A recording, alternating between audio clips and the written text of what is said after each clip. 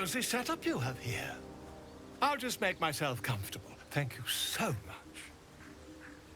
I was just settling in and reviewing my latest findings. Mind flayers, cultists, and, of course, your esteemed company. Why, I'm practically an expert. They've tentacles, you know. Quite shocking. The druid Halson had some kind of mind flare specimen in a jar in his quarters. A replica, no doubt, but truly fascinating to see up close.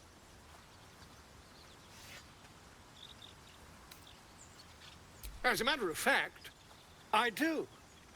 But why do you? That's quite impossible. You'd have undergone ceramorphosis by now. If what you say were true, you'd be a mind flayer by now. You? Infected by a mind flayer? Ridiculous. Isn't it?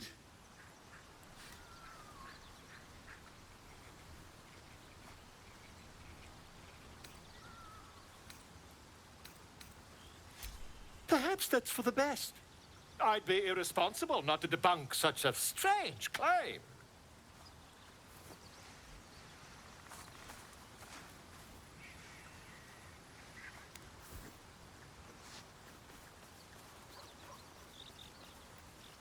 If I just peer in your eye, I could quickly... Oh, my dear, sweet gods!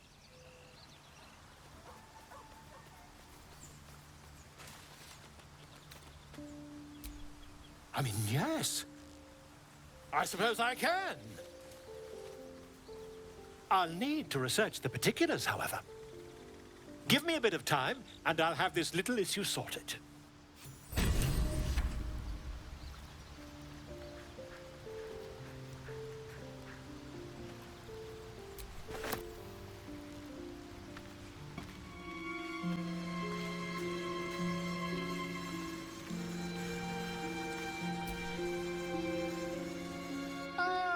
My good fellow. Quite the cozy setup you have here. I'll just make myself comfortable. Thank you so much.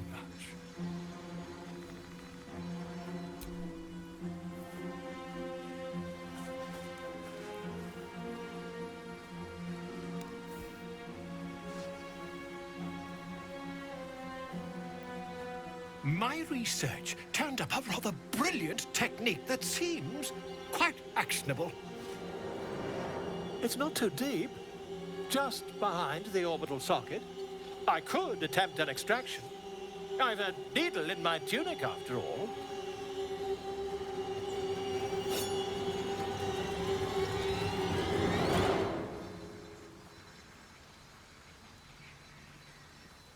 I assure you, I've dreamt of it 1,000 times over. Volo carefully holds one of your eyes open and begins to prod uncertainly with the needle. The needle finds the gap between eyeball and socket. Volo frowns and begins to push. Pain shoots through your body as the needle snags on your optic nerve. I think I have it! The needle seesaws back and forth, plucking the nerve like a harp string. Oh, bother. There's some obstacle in the way. I shall need a more robust implement. Volo carefully withdraws the needle from your eye. Then, reaching into his bag, he produces an ice pick. Volo slowly brings the ice pick closer to your eye. Now, don't move. Cold metal presses against the skin beneath your brow. And then, tap, tap, stab. Do you feel that? Ha! I think we have the blighter on the run.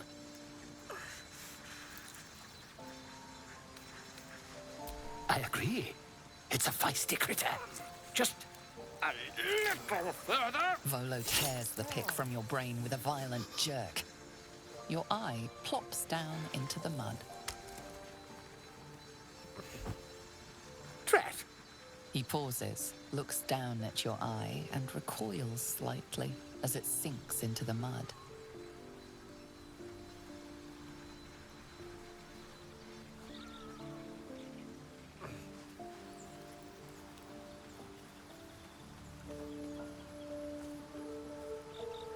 There appears to be an amount of cosmetic damage. Please, try not to overexert yourself. You're in a rather fragile state at present. I can't help but feel partly responsible.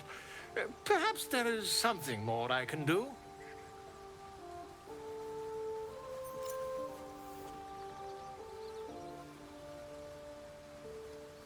Take this. A far superior relic to that old jelly you were chained to. Try it on for size. And, it was very nice to have met you. I'm sure you'll sort out your little brain problem one way or another. Far away from here, if you've a heart. Terribly sorry, my friend. Ta.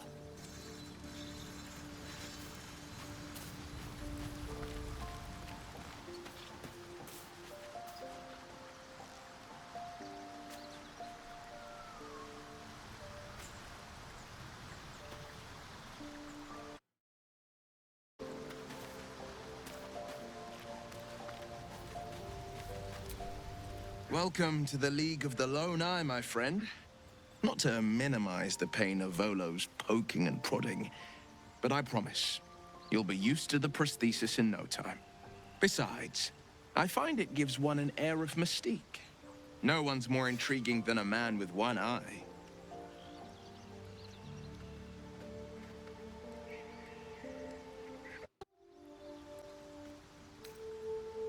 A most vicious one, in fact. It's made from pure bloodstone, carved from the Galena Mountains just north of the Moonsea. A reminder that sometimes blood must be shed and sacrifices must be made. But that story is reserved for lifetime friends and calmer days.